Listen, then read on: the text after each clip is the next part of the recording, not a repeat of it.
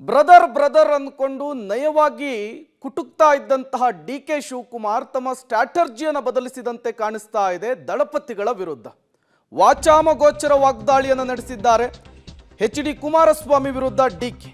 ಈ ಮೂಲಕ ಲೋಕಸಮರದ ಅಖಾಡದಲ್ಲಿ ಮಾತಿನ ಸಮರ ತೀವ್ರಗೊಂಡಿದೆ. ಮಾಜಿ ಸಿಎಂ ಹಾಲಿ ಡಿ.ಸಿ.ಎಂ ನಡುವೆ ಟಾಕ್ ವಾರ್ ತಾರಕಕ್ಕೇರಿದೆ. ಒಕ್ಕಲಿಗ ಮಠದಿಂದ ಹಿಡಿದು ಆಸ್ತಿಯ ವಿಚಾರದವರೆಗೂ ಕೂಡ ಇಬ್ಬರ ನಡುವೆ ಫೈಟ್ ಆಗಿದೆ. ಪಬ್ಲಿಕ್ ಟಿವಿಯಲ್ಲಿ ಎಕ್ಸ್ಕ್ಲೂಸಿವ್ ಡೀಟೇಲ್ಸ್. ಡಿ.ಕೆ. ಎಚ್.ಡಿ.ಕೆ. ಮಧ್ಯೆ ನೀನಾ ನಾನಾ ಫೈಟ್ ದೊಡ್ಡ ಮಟ್ಟದಲ್ಲಿ ನಡೀತಾ ಇದೆ.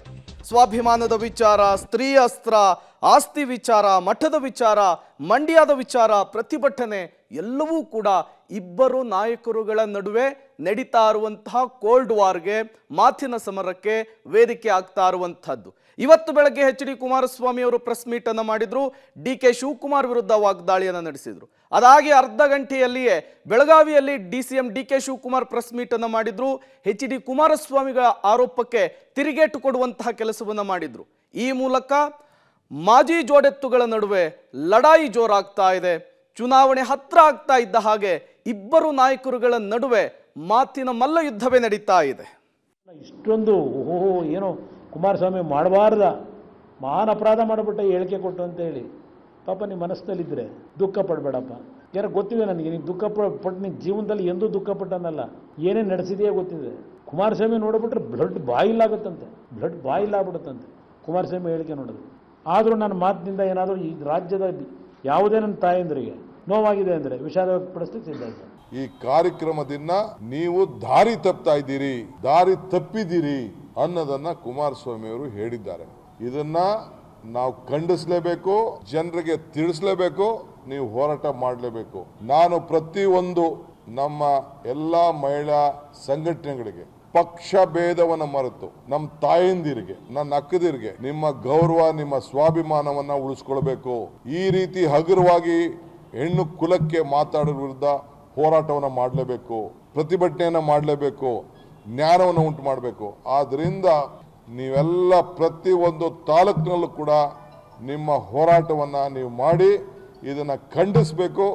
ಈ BJP NDA ಅವರಿಗೆ ತಕ್ಕ ಪಾಠವನ್ನು ಕೊಡಬೇಕು, ತಿಳಿಸಬೇಕು ಅಂತೇಳಿ ನಾನು ಇವತ್ತು ಕರೆಯನ್ನು ನಾನು ಕೊಡ್ತಾ ಇದ್ದೇನೆ. ಇದು ಡಿ.ಕೆ. ಶಿವಕುಮಾರ್ ಮತ್ತು ಎಚ್.ಡಿ. ಕುಮಾರಸ್ವಾಮಿ ನಡುವೆ ನಡೆದಂತಹ ಟಾಕ್ ವಾರ್. ಎಚ್.ಡಿ. ಕುಮಾರಸ್ವಾಮಿ ಅವರು ಮಹಿಳೆಯರಿಗೆ ಅಪಮಾನ ಮಾಡಿದ್ದಾರೆ ತುಮಕೂರಿನಲ್ಲಿ ಬಿಜೆಪಿ ಅಭ್ಯರ್ಥಿಯ ಪರವಾಗಿ ಪ್ರಚಾರ ಮಾಡುವಂತಹ ಸಂದರ್ಭದಲ್ಲಿ ಅಂತೇಳಿ ಡಿ.ಕೆ. ಶಿವಕುಮಾರ್ ಆರೋಪ ಮಾಡ್ತಾ ದೊಡ್ಡ ಮಟ್ಟದಲ್ಲಿ ಹೋರಾಟವನ್ನು ಮಾಡಬೇಕು ಅಂಥೇಳಿ ಮಹಿಳೆಯರಿಗೆ ಕರೆಯನ್ನು ಕೊಡ್ತಾರೆ. ಸ್ವಾಭಿಮಾನದ ವಿಚಾರವನ್ನ ಕೆದಕುವಂತಹ ಕೆಲಸವನ್ನ ಇಲ್ಲಿ ಡಿ.ಕೆ. ಶಿವಕುಮಾರ್ ಮಾಡಿರುವಂತಹದ್ದು.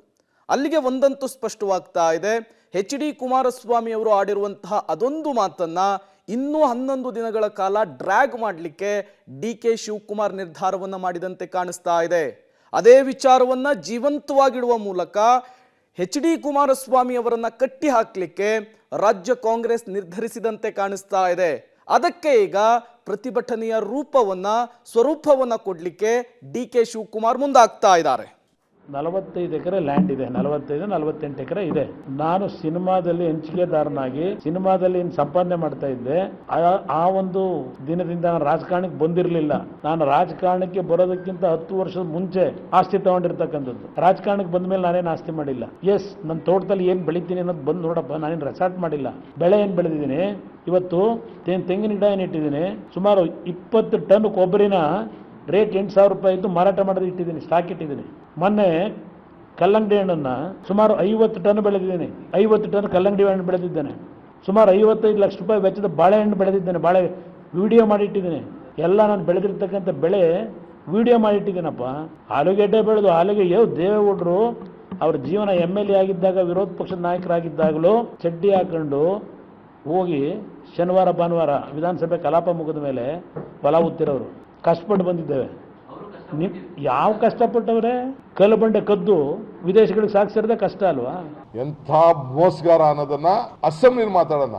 ನಿಂದು ಎಷ್ಟಿತ್ತು, ನಿಮ್ಮ ಅಣ್ಣಂದು ಎಷ್ಟಿತ್ತು, ನಿಮ್ಮ ಬೇರೆ ನಿಮ್ಮ ಕುಟುಂಬದ ಏನಿತ್ತು, ಅದೆಲ್ಲ ಅಲ್ಲಿ ಮಾತಾಡೋಣ. ನಾನು ಕಲ್ಲು ಮಾರದ್ನೋ, ಲೂಟಿ ಹೊಡೆದ್ನೋ, ಕಳ್ತನ ಮಾಡಿದ್ನೋ, ಅದೆಲ್ಲ ಅಲ್ಲಿ ತೀರ್ಮಾನ ಆಗ್ಲಿ. Let it be on the documentation. 48 ಇದೆಯೋ 400 ಇದೆಯೋ, ನನ್ನ ಹತ್ರ 1000 ಇದೆಯೋ, 1 ಎಕರೆ ಇದೆಯೋ, ನಾನು ಭಿಕ್ಷುಕರಿದ್ನೋ, next point let us discuss in the assembly.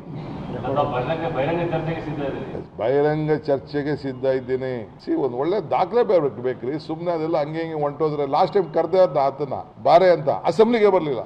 ಆಸ್ತಿ ವಿಚಾರಕ್ಕೆ ಸಂಬಂಧಪಟ್ಟಂತೆ ಏಕವಚನದಲ್ಲಿ ಡಿ.ಕೆ. ಶಿವಕುಮಾರ್ ಅವರು ಎಚ್.ಡಿ. ಕುಮಾರಸ್ವಾಮಿ ವಿರುದ್ಧ ವಾಗ್ದಾಳಿಯನ್ನು ನಡೆಸಿರುವಂಥದ್ದು. ಈ ಹಿಂದೆ ಎಚ್.ಡಿ. ಕುಮಾರಸ್ವಾಮಿ ಅವರು ಎಷ್ಟೇ ಟ್ರಿಗರ್ ಮಾಡ್ಲಿಕ್ಕೆ ಮುಂದಾಗಿದ್ರು ಕೂಡ ಡಿ.ಕೆ. ಶಿವಕುಮಾರ್ ಅವರು ಸಾಫ್ಟ್ ಆಗಿ ಹ್ಯಾಂಡಲ್ ಮಾಡ್ತಿದ್ರು. ಬಟ್ ಈಗ ನೇರ ಸಮರಕ್ಕಿಳಿದಂತೆ ಕಾಣಿಸ್ತಾ ಇದೆ. ಕೊಡೋದಕ್ಕೆ ಯಾರ್ಯಾರು ಜೋಬನ ಪಿಕ್ ಪ್ಯಾಕೆಟ್ ಮಾಡಿದ್ರು ಅಂತ ಹೇಳಿ, ಇದು ಪಿಕ್ ಪ್ಯಾಕೆಟ್ ಗ್ಯಾರಂಟಿ. 5 ಗ್ಯಾರಂಟಿ ಏನಿದೆ, ಪಿಕ್ ಪ್ಯಾಕೆಟ್ ಗ್ಯಾರಂಟಿ ಇದು. Today because the government announced the 5 guarantee schemes during the last elections, our mothers in villages have gone a little astray.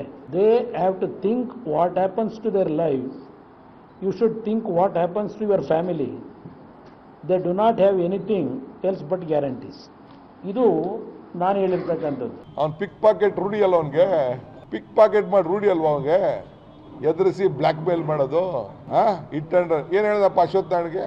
ಹಿಂದೆ ನಿನ್ನೆ ಪ್ರೈಮ್ ಮಿನಿಸ್ಟರ್ ಬಂದಿದ್ರಲ್ರಿ, ಪಾಪ ಇರ್ಲಿ, ಅವರು ಬಹಳ ಹೊಂದಾಣಿಕೆ ಮಾಡ್ಕೊಳ್ಳಿ, ನಾವು ಮಾಡ್ಕೊಂಡಂಗೆ ಅವರು ಮಾಡ್ಕೊಂಡ್ರು ಹೊಂದಾಣಿಕೆ. ಇದೇ 1 ವರ್ಷದಲ್ಲಿ ಇದೇ ಪ್ರೈಮ್ ಮಿನಿಸ್ಟರ್ ತಂದೆ ಮಗನ ಬಗ್ಗೆ ಏನ್ ಮಾತಾಡಿದ್ರು ಅದೇ ಗ್ರೌಂಡ್ ಅಲ್ಲಿ. You please, I want all your TV to take out that record and show to the people of the state. 1 ವರ್ಷದಿಂದ ಗೌಡ್ರು ಏನ್ ಮಾತಾಡಿದ್ರು, ಅಮಿತ್ ಶಾ ಏನ್ ಮಾತಾಡಿದ್ರು, ಬಿಜೆಪಿಯವರು ಏನ್ ಮಾತಾಡಿದ್ರು. ಗ್ಯಾರಂಟಿ ವಿಚಾರಕ್ಕೂ ಕೂಡ ಇಬ್ಬರ ನಾಯಕರುಗಳ ನಡುವೆ ಮಾತಿನ ಮಲ್ಲಯುದ್ಧ ಆಗಿದೆ. ಡಿ.ಕೆ. ಶಿವಕುಮಾರ್ ಎಚ್.ಡಿ. ಕುಮಾರಸ್ವಾಮಿ ಅವರನ್ನ ಬ್ಲಾಕ್ ಮೇಲರ್ ಅಂತ ಕೂಡ ಕರೆದಿರುವಂಥದ್ದು.